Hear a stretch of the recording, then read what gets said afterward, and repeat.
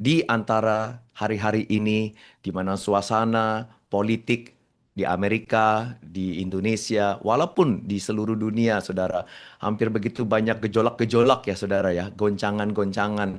Dan saudara, disitulah saudara kita mengalami banyak kecemasan, kadang kita mengalami banyak kekhawatiran oleh karena ketidakpastian, saudara, di depan mata. Dan hari ini, saudara, lewat firman, saya berdoa Roh Kudus bisa menguatkan kita semuanya di saat kita semua sama-sama, mentelusuri, right? Medan peperangan tersebut. Amin. Nah, hari ini saudara, oleh sebab itu saya ingin bagikan judul daripada firman adalah janganlah khawatir ya. Nah, sekali lagi tolong ke kanan kiri saudara atau bicara kepada diri sendiri, katakan kepada diri sendiri atau kepada sesama, janganlah khawatir. Amin, puji Tuhan. Nah, saudara, ini dimulai di Matius pasal 6 ayat 25, di mana saudara di sini Yesus berkata kepada murid-muridnya. Dan saya ingin bacakan saudara ayat ini. Saudara, firman berkata, "Karena itu aku berkata kepadamu, janganlah khawatir akan hidupmu, akan apa yang hendak kamu makan atau minum, dan janganlah khawatir pula akan tubuhmu, akan apa yang hendak kamu pakai. Bukankah hidup itu lebih penting daripada makanan dan tubuh itu lebih penting daripada pakaian?" Saudara, ayat 26, "Pandanglah burung-burung di langit yang tidak menabur dan tidak menuai dan tidak mengumpulkan bekal dalam lumbung, namun diberi makan oleh Bapamu yang di sorga. Bukankah kamu jauh melebihi burung-burung itu?" Ayat 27, "Siapakah di antara kamu yang karena kekhawatirannya dapat menambahkan sehasta saja pada jalan hidupnya?" Nah, saudara di sini, saudara, Yesus sedang menanggapi, right, kekhawatiran atau kecemasan yang berujung kepada kecemasan yang berlebihan, right, or chronic anxiety. Ya, oleh sebab itu dalam bahasa Inggris ayat ini bunyinya don't be anxious. Nah, saudara, hal ini saudara banyak di antara kita mengalaminya. Di saat saudara kita ini mengalami banyak goncangan-goncangan dan ketidakpastian. Saudara kita sering bertanya kepada diri sendiri, bagaimana saya bisa mencukupi kebutuhan sehari-hari saya? Jikalau saya masih harus terus memberi ke gereja perpuluhan, tetapi kondisi keuangan saya hari ini sedang lagi seret katanya. Right? Saya ini kurang ada pegangan, pegangan saya, karir saya, pekerjaan saya, ya tidak menentu. Dan oleh sebab itu kita menjadi sangat khawatir.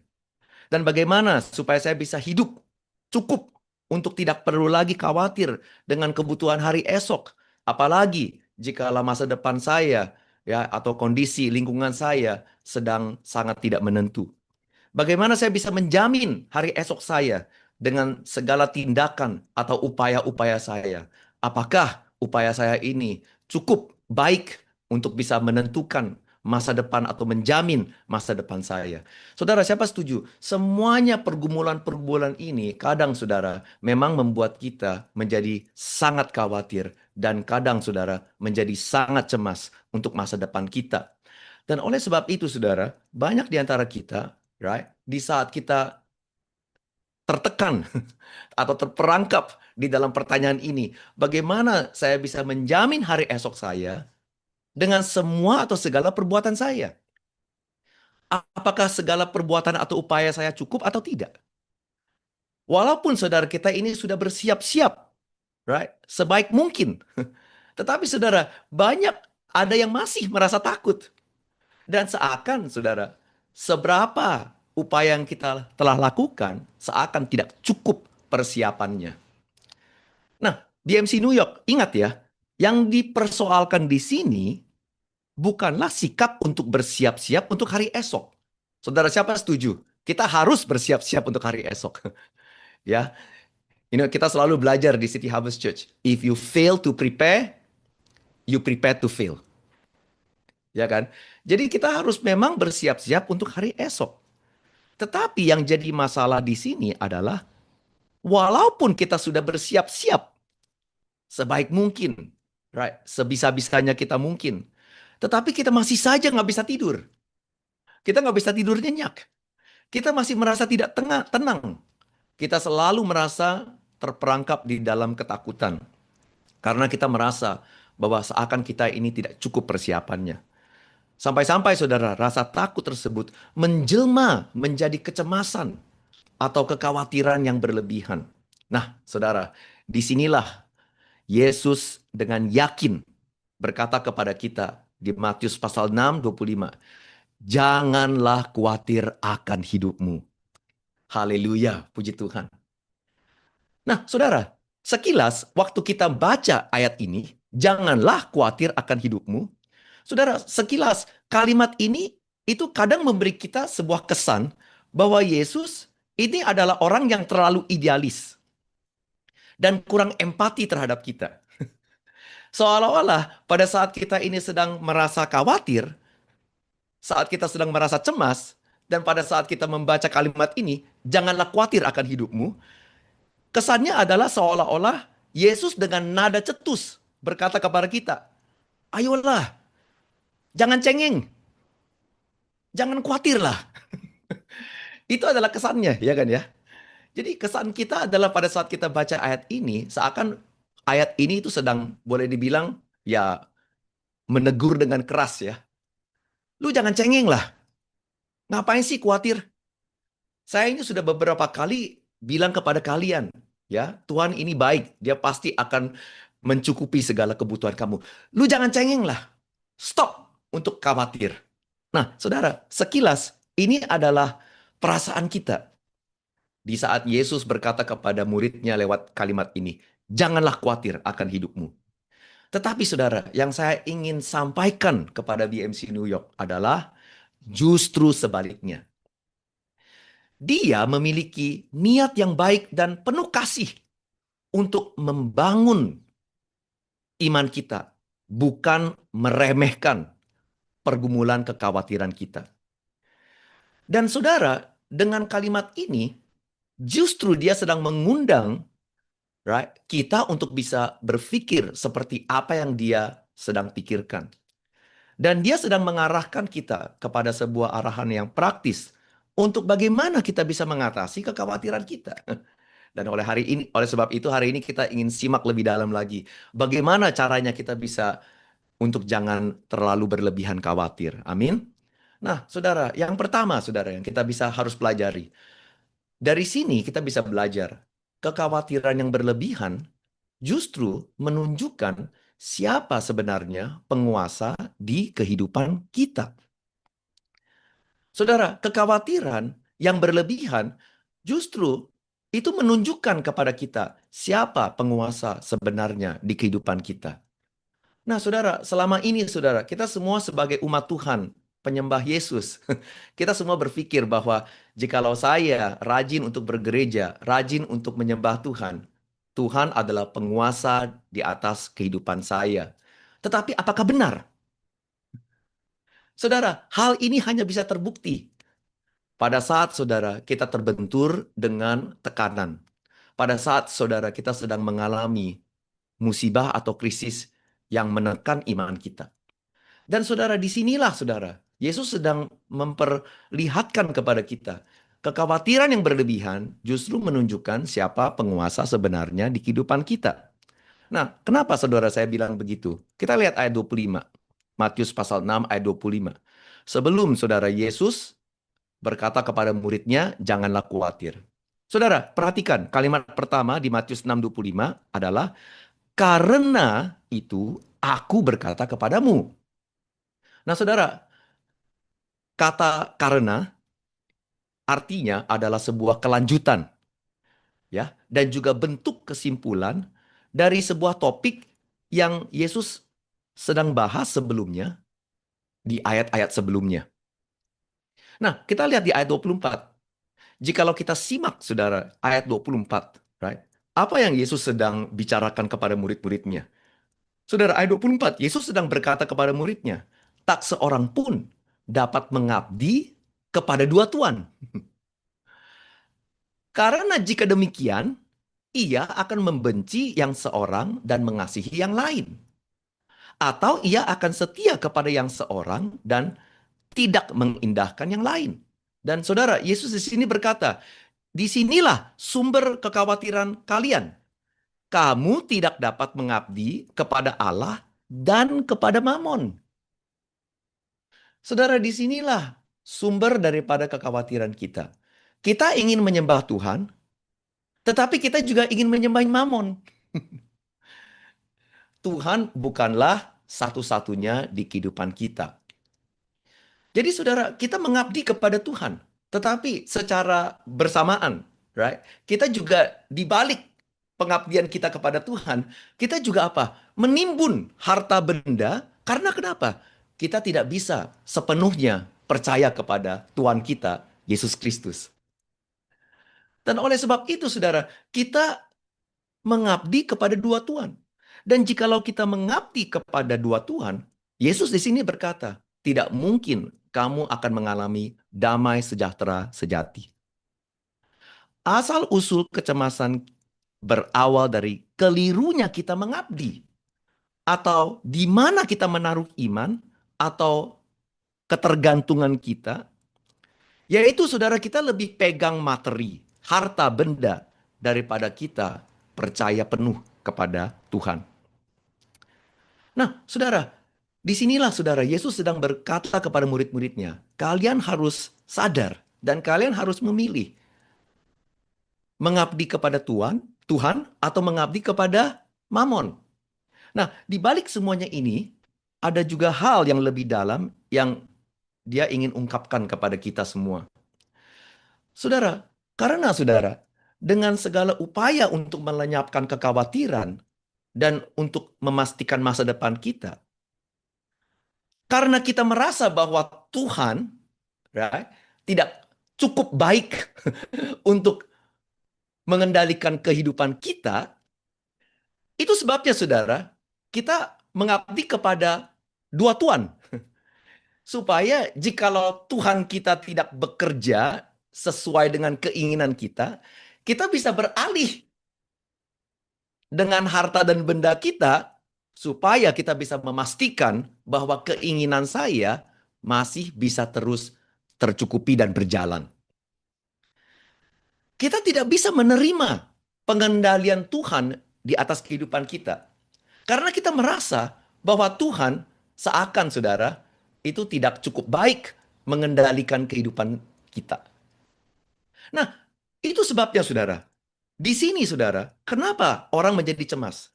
Karena mereka tidak bisa percaya penuh kepada Tuhan, dan untuk memastikan masa depan mereka, mereka mencoba untuk menyingkirkan posisi Tuhan sebagai Tuhan satu-satunya di kehidupan kita, dan secara tidak langsung menaruh diri sendiri sebagai penguasa atau pengendali di kehidupan kita. Nah, saudara, kenapa saudara saya memiliki kesimpulan ini mengenai apa yang Yesus sedang bagikan kepada murid-muridnya? Karena di ayat berikutnya, ayat 27, Matius 6:27, Yesus berkata begini, siapakah di antara kamu yang karena kekhawatirannya dapat menambahkan sehasta saja pada jalan hidupnya? Saudara, saya mau tanya, siapa satu-satunya yang mampu menambahkan sehasta saja pada jalan kehidupan kita? Hanya Tuhan. Ini dalam bahasa Inggris ya.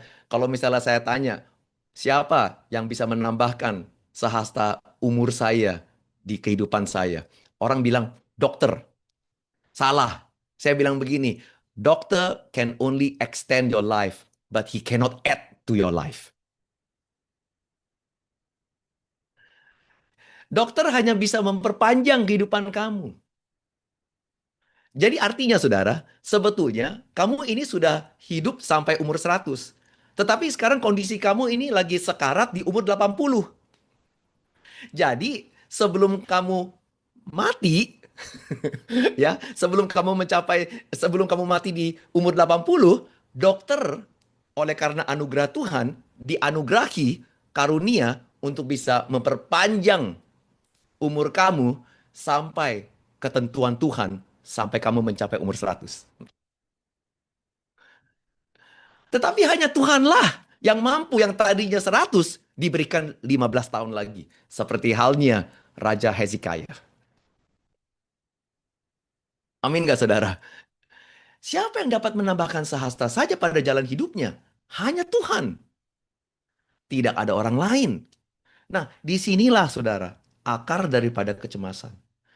Karena kenyataannya, kita ini memang ingin berkuasa untuk mampu menambahkan sehasta saja pada jalan hidup kita. Dan kenyataannya, hanya Tuhanlah yang mampu melakukannya. Jadi saudara, dengan pernyataan ini, kitalah yang ingin jadi penguasa di atas kehidupan kita. Kita ingin menyingkirkan Tuhan. Karena di pandangan kita, dia tidak baik. Dia lalai dan enggak becus sebagai penguasa untuk mengendalikan kehidupan kita. Dan oleh sebab itu, saudara, kita merasa, Tuhan, kamu ini kayaknya lalai. Kamu ini kayaknya ini tidak becus mengendalikan kehidupan saya. Kalau misalnya kamu tidak lalai, saya tidak akan, right, menjadi seperti sekarang ini. Nah, saudara, tahu nggak saudara? Kenapa saudara manusia cenderung seperti itu? Karena saudara, memang saudara, sifat manusia itu seperti itu karena memang dari awal manusia itu diciptakan dan diberikan tanggung jawab oleh Tuhan kita dengan sebuah watak dan sifat untuk memang menguasai bumi dan seluruh ciptaan Tuhan. Buktinya di kitab Kejadian, Kejadian pasal 1:28, firman berkata, "Beranak cuculah dan bertambah banyak, penuhilah bumi dan taklukkanlah itu. Berkuasalah atas ikan-ikan di laut dan burung-burung di udara dan atas segala binatang yang merayap di bumi." Disinilah saudara, memang watak dan sifat untuk mau mengendali, untuk mau berkuasa, right, di atas kehidupan, di atas ciptaan Tuhan, itu tertanam di dalam diri kita oleh Tuhan. Tetapi masalahnya adalah kita memang dipanggil untuk menjadi penguasa, tetapi sebagai penguasa di bawah otoritas Tuhan. Di bawah kuasa Allah. Jadi saudara, kita ini dipanggil oleh Tuhan untuk menjadi penguasa. Tetapi di bawah naungannya Tuhan. Tetapi oleh karena dosa, aturan ini atau order ini, urutan ini terbalik. Kita mau menjadi penguasa. Dan oleh karena Tuhan, kali ini kita ingin berkuasa dengan sendirinya. Kita tidak mau Tuhan berkuasa atau mengendalikan kehidupan kita. Jadi saudara, dari awal sifat atau watak untuk berkuasa itu memang ditanam oleh Tuhan. Tetapi oleh karena dosa, watak ini, sifat ini terkorup menjadi keliru. Yaitu saudara manusia ingin berkuasa tanpa adanya pengaruh atau pengendalian Tuhan di atas kehidupan kita. Nah, saudara, disinilah saudara sumber daripada kecemasan kita. Dan artinya saudara, jikalau kita saudara dipanggil oleh Tuhan, right, hanya sebagai seorang penguasa di bawah pemerintahan Tuhan, di bawah otoritas Tuhan, artinya panggilan tertinggi untuk semua umat manusia adalah pengelola, bukannya penguasa. Dalam bahasa Inggris, the highest form of calling for every human is to be a steward. Makanya di 1 Korintus, Paulus juga berkata, moreover, right, a steward must be found faithful. Kita hanyalah dipanggil oleh Tuhan sebagai pengelola, bukan penguasa. Tetapi saudara, ini adalah hal yang sangat tidak bisa diterima oleh banyak manusia. Oleh karena keangkuhan kita, oleh karena keangkuhan yang barangkali kita pun juga tidak sadar. oleh karena watak dan sifat kita, oleh karena dosa, kita semua ingin menjadi bos. Tetapi mereka saudara keliru dan lalai. Mereka saudara tidak sadar. Tahu nggak saudara? Seorang pengelola di mata Tuhan adalah posisi tertinggi hanya di bawah seorang raja. Dan saudara, seorang pengelola, semakin dia dipercaya oleh sang raja, semakin saudara, dia memiliki akses untuk seluruh sumber daya kerajaan raja tersebut. Jadi saudara, semakin dia dipercaya, raja akan memberikan dia akses. Dan aksesnya akan lebih lagi luas. Dan saudara, sumber daya yang saudara at his disposal itu akan makin banyak semakin dia lebih dipercaya oleh Tuhan atau dipercaya oleh raja. Wow, saudara, ini luar biasa loh. Tetapi saudara, walaupun kita sudah diberikan saudara akses yang begitu luas tersebut, walaupun kita sudah diberikan sumber daya yang luas, kerajaan Allah yang begitu luas, akses, saudara, oleh karena dosa, manusia masih saja tidak puas. Karena mereka tidak puas untuk sebagai pengelola saja. Mereka ingin menjadi penguasa. Mereka tidak puas untuk menjadi seorang pengelola. Mereka ingin menjadi bos. Mereka tidak puas dengan diberikan akses. Yang mereka inginkan adalah kontrol, kendali. Dan oleh sebab itu, yang pegang kendali adalah Tuhan. Yang memiliki akses adalah kita. Tetapi oleh karena dosa, kita ingin menyingkirkan penguasa. Dan sendirinya menaikkan diri sendiri untuk mengambil kendali di kehidupan kita.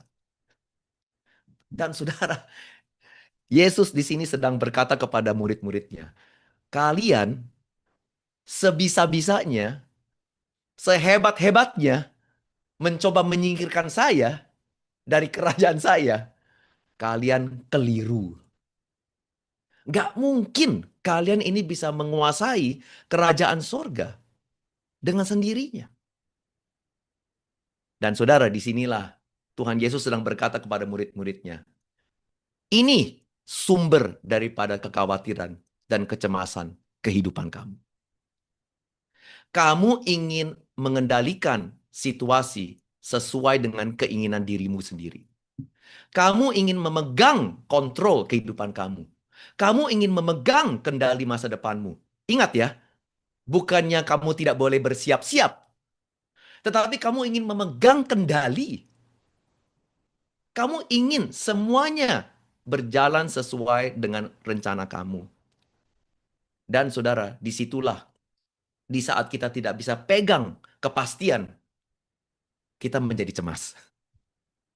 Kita menjadi khawatir. Nah, saudara, itu sebabnya lewat pertanyaan tadi, Yesus sedang, saudara, bukan hanya sekedar menegur, tapi sedang menantang, challenge murid-muridnya. Siapa Tuhan sebenarnya atau penguasa di kehidupan kita? Karena jikalau kamu khawatir berlebihan, itu menunjukkan bahwa Tuhan sudah bukan lagi penguasa di atas kehidupanmu. Jadi apa yang kamu harus lakukan? Gantikan Tuhan yang sebenarnya di atas kehidupan kamu. Kita kembali lagi kepada Tuhan. Kita kembali lagi untuk berserah kepada Tuhan. Kita taruh kepercayaan dan iman kita sepenuhnya kepada Tuhan. Nah, saudara, secara praktisnya, saya ingin menggambarkan situasi semuanya ini dengan sebuah peristiwa di Perjanjian Lama lewat kehidupan Hana, yaitu ibunya Samuel. Saudara, kita bisa lihat di sini, saudara, ya. Hana ini memiliki banyak kekhawatiran dan kecemasan dan juga banyak pergumulan di kehidupan dia. Kita tahu, saudara, ya, kita lihat di sini. Ada seorang laki-laki dari Ramatim, Zofim, dari pergunungan Efraim, namanya Elkana bin Yeroham bin Elihu bin Tohu bin Zuf, seorang Efraim. Orang ini mempunyai dua istri. Nah, saudara, ini yang pertama. Pergumulan pertama, jangan memiliki dua istri. Kalau kamu punya dua istri, pasti banyak kekhawatiran, banyak kecemasan, banyak masalah-masalah beban hidup yang akan menimpa kehidupan kamu. Oke ya, amin, right? Yang seorang bernama Hana dan yang lain bernama Penina. Penina mempunyai anak, tetapi Hana tidak. Orang itu dari tahun ke tahun pergi meninggalkan kotanya untuk sujud menyembah dan mempersembahkan korban kepada Tuhan semesta alam di Silo. Di sana yang menjadi imam Tuhan ialah kedua anak Eli, Hofni dan Pinehas. Nah, pada hari Elkana mempersembahkan korban, diberikannya kepada Penina, istrinya, dan kepada semua anaknya yang laki-laki dan perempuan masing-masing sebagian. Meskipun ia mengasihi Hana, ia memberikan kepada hanya satu bagian. Sebab Tuhan telah menutup kandungannya. Tetapi madunya selalu menyakiti hatinya supaya ia gusar. Lihat saudara, gusar ya. Karena Tuhan telah menutup kandungannya. Demikianlah terjadi dari tahun ke tahun. Setiap kali Hana pergi ke rumah Tuhan, Penina menyakiti hati Hana. Sehingga ia menangis dan tidak mau makan. Lalu Elkanah suaminya berkata kepadanya, Hana, mengapa engkau menangis? Mengapa engkau tidak mau makan? Mengapa hatimu sedih? Bukankah aku lebih berharga bagimu daripada 10 anak laki-laki? Lihat saudara, saudara bisa bayangkan dan bisa merasakan kecemasan hati Hana. Walaupun Elkanah sudah berkali-kali menyatakan bahwa, Hei Hana, kamu jangan khawatir, masa depanmu itu sudah terjamin. Saya mengasihi kamu, saya tidak akan meninggalkan kamu. Tetapi saudara masih saja saudara, pernyataan Elkanah tidak cukup untuk menenangkan batin dan jiwa Hana. Dan saudara, Hana itu memiliki banyak pergumulan dan kecemasan yang sangat berat. Kenapa? Yang pertama, Hana hidup di dalam budaya poligami. Saudara, orang bilang saudara, wah kalau misalnya di Alkitab banyak karakter-karakter Alkitab yang hidupnya poligami, artinya Alkitab itu mengizinkan saya untuk memiliki dua istri. Salah, saudara. Kalau misalnya saudara lihat di Alkitab, ya, semua hamba-hamba Tuhan yang memiliki dua istri atau berpoligami, kamu lihat rumah tangganya, semuanya hancur. Semuanya banyak masalah. Semuanya. Semuanya. Tidak ada satu, saudara. Ya. Nah, yang kedua, saudara, Hana mandul. Dan oleh karena dia mandul, dia diremehkan oleh budaya setempat. Dia juga merasa kecil, merasa diremehkan, merasa kecil, dan rendah di bawah standar masyarakat. Jadi saudara, dia itu banyak pergumulan, banyak kekhawatiran. Dan saudara, dia sengsara karena sering diejek oleh Penina. Setiap hari, saudara, dia teringat oleh kegagalannya sebagai seorang wanita dan istri. Dan saudara tahu nggak, wanita pada zaman perjanjian lama itu perlu memiliki seorang anak. Karena kenapa? Jikalau nantinya suaminya sudah tidak ada, dia akan terlantar. Karena wanita pada saat itu, pada zaman itu, tidak memiliki hak apapun. Tidak memiliki aset. Dia bergantung kepada anaknya, kepada keluarganya. Itu sebabnya saudara, Yesus sangat mengasihi yang miskin dan yang janda-janda. Kenapa? Karena yang janda-janda hidupnya sangat miskin sekali. Dan saudara, ini adalah hal yang lazim di mana saudara Hana itu sedang berpikir untuk masa depan dia. Kalau saya tidak punya anak, kalau nantinya Elkanah sudah meninggal, Penina yang sudah sering mengejek saya, nggak mungkin memelihara saya. Bagaimana saya bisa hidup? Jadi saudara, kekhawatirannya itu sangat lazim dan valid.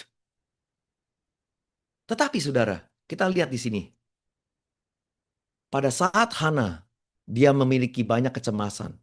Pada saat saudara, dia tertekan oleh kekhawatiran. Lihat apa yang dia lakukan. Seperti halnya saudara, Yesus tadi bagikan kepada kita. Di 1 Samuel 1:9-11, saudara di sini saudara bunyinya. Pada suatu kali, setelah mereka habis makan dan minum di Silo, berdirilah Hana, sedang Imam Eli duduk di kursi dekat tiang pintu bait suci Tuhan. Dan dengan hati pedih, ia berdoa kepada Tuhan sambil menangis terseduh-seduh. Saudara, dalam bahasa Inggris, Hannah stood up. Dan saudara, arti daripada kalimat ini, berdirilah Hana, dalam terjemahan Ibraninya, bunyinya adalah kum. Dan kum itu adalah sebuah kalimat yang artinya adalah dia bukan hanya sekedar posisinya berdiri, saudara. Bukan. Tetapi saudara, dia itu berdiri secara postur. Bukan hanya sekedar secara fisik. Dia mulai bangkit, boleh dibilang. Nah, jadi di antara tekanan kekhawatiran, di antara terpuruknya dia sedang di bawah, dia saudara menguatkan diri dan dia bertekad untuk bangkit. Dia bangkit dari kecemasannya. Dia mau bangkit dari kekhawatirannya. Dia mau berhenti mengkasihani diri sendiri dan dia mau mulai bertindak dan melakukan sesuatu untuk mengubah kondisinya. Dan saudara, apa yang dia lakukan? Yang kita semua bisa belajar dari Hana, jikalau kita mau mengubah Tuhan kita dari Mamon kepada Tuhan.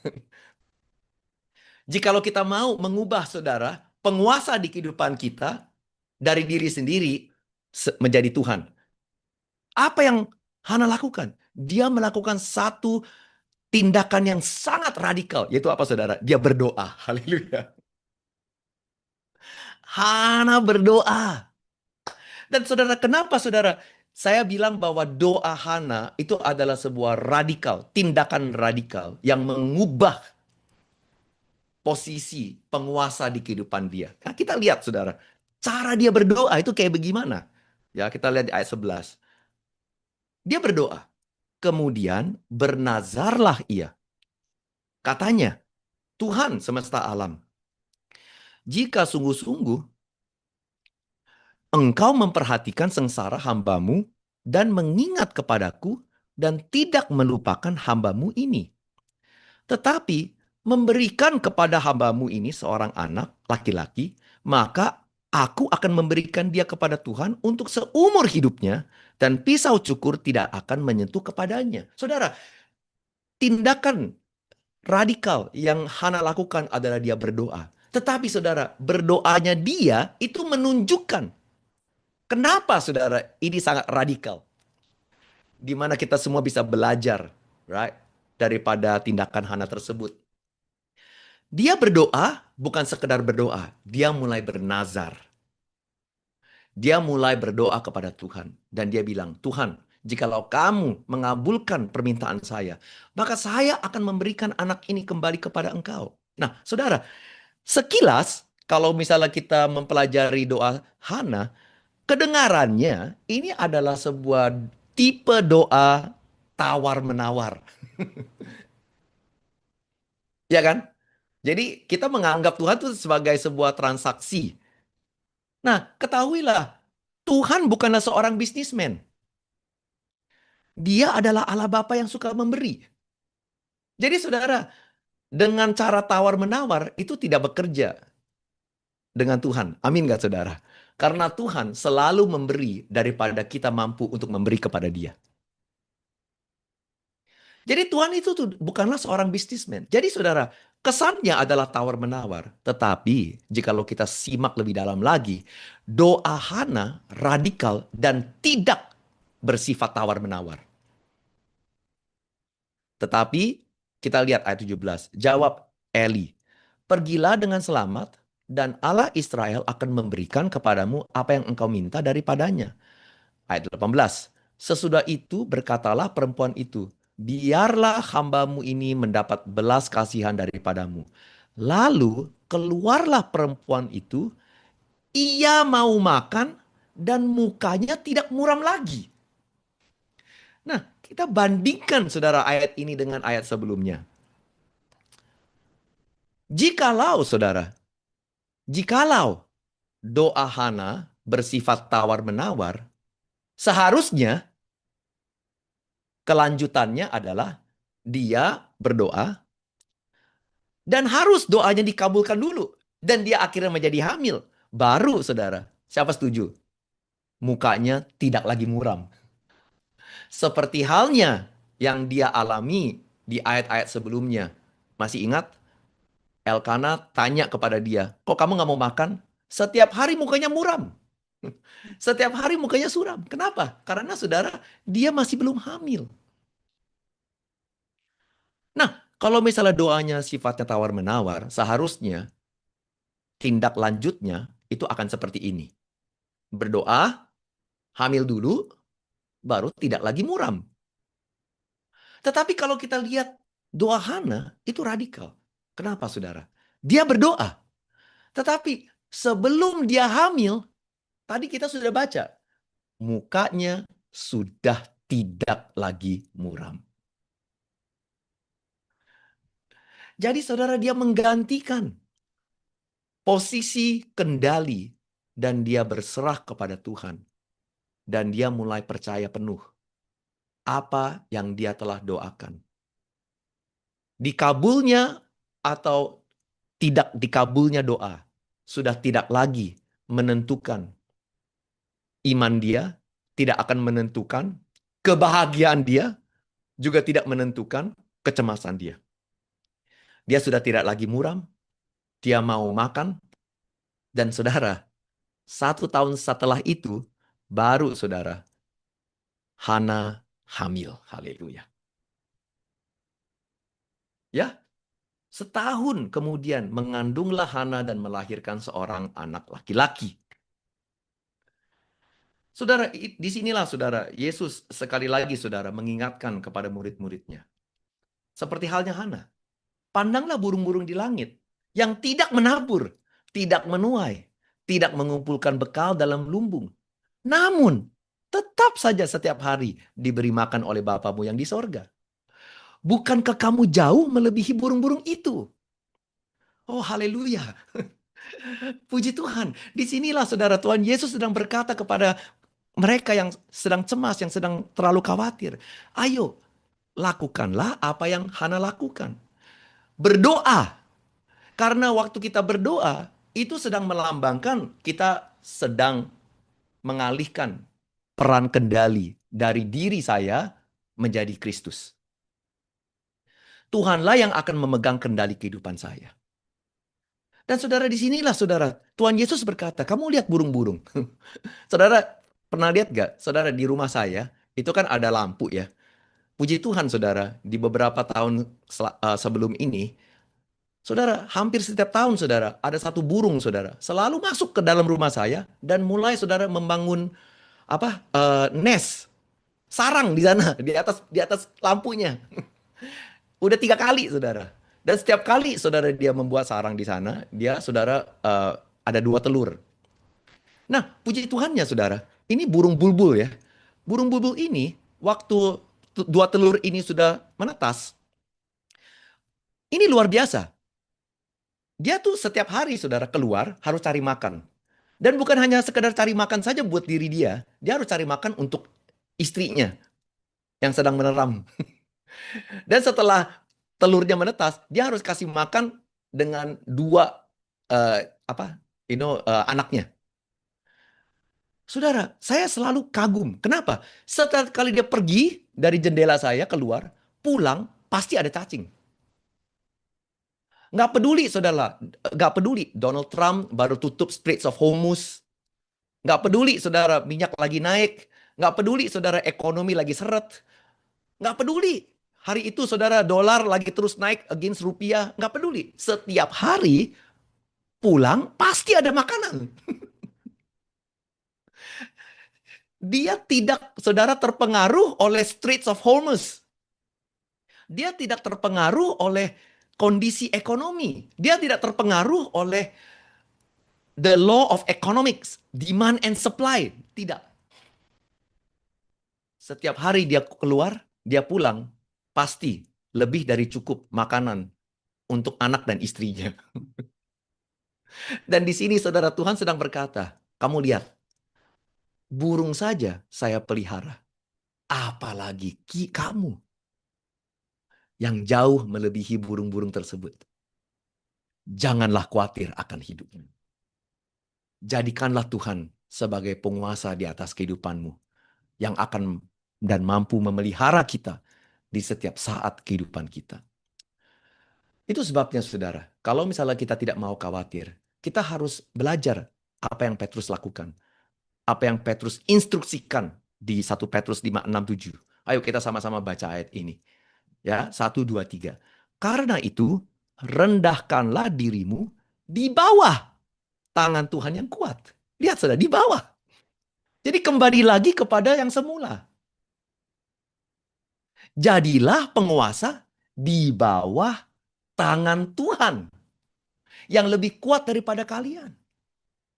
Jadilah dia sebagai penguasa kehidupanmu. Supaya kamu ditinggikannya pada waktunya. Nah, ayat 7. Serahkanlah segala kekhawatiranmu kepadanya. Sebab ia memelihara kamu. Dan saudara, jikalau kita, saudara, memiliki Tuhan di atas kehidupan kita, orang percaya bukannya terhindar dari masalah, bukannya terhindar dari kecemasan, bukannya terhindar dari krisis, bukan. Tetapi orang percaya itu akan menghadapi kekurangan atau persoalan dengan sikap tenang, percaya bahwa Tuhan pasti akan memelihara mereka karena kita melebihi burung-burung di langit.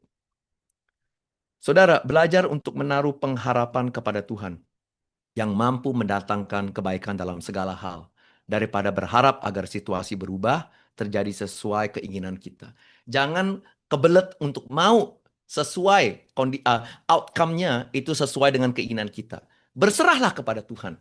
Dan disitulah kita akan lepas kecemasan dan kekhawatiran kita. Oleh sebab itu, BMC New York, saya berdoa supaya hari ini lewat firman Tuhan, kita semua telah dikuatkan dan kita sudah mendapatkan sebuah pencerahan gimana kita mau lebih lagi merendahkan hati untuk berdoa dan menaruh Tuhan sebagai penguasa di atas kehidupan kita. Daripada menyingkirkan Tuhan, singkirkan diri sendiri dan kita undang Tuhan kembali. Dan kita serahkan semua pergumulan kita, kekhawatiran kita kepada Tuhan. Dan disitulah kita akan merasa damai sejahtera. Di mana kita tahu semua baik. Semua akan menjadi baik.